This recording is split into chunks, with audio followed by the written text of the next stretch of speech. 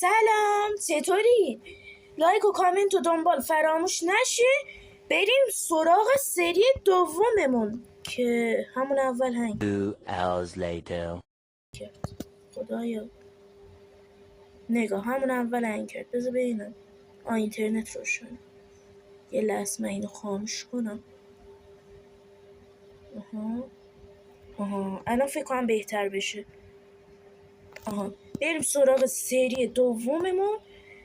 یادتون باشه همینجا فکر کنم استوپو زدیم. اوه یا ابوالفضل، یه کمی لگای ماینکرافت خیلی هندوانه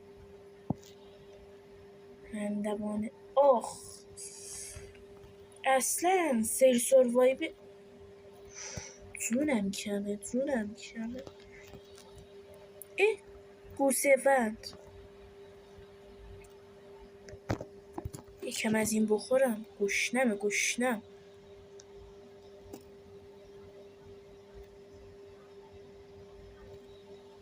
خوبی؟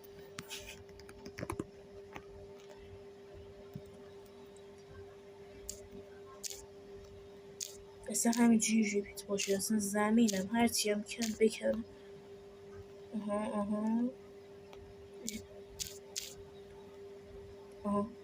آهای گوسفند، الان منم میام تو رو مخالم.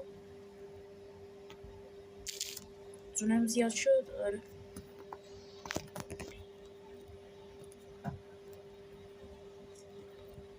خب یکم همین یه چند تایی که زدم خودش نزدیک به 46 اینا در آورد.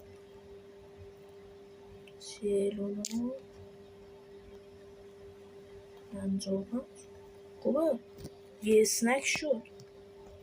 خب بریم اول بیاد من تو رو بکشم. بمیر. 2 تا گوسفند یه مرغم هست. خوبه.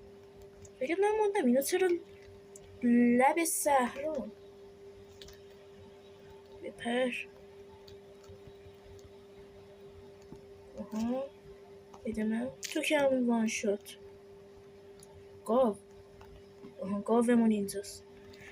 آهای گاو بیا اینجا. جان کلی وسایل. خب صدا نه. بچه شما هم دارید اونو میبینید؟ یا اونجا رو ما فتح کردیم؟ نمیدونم.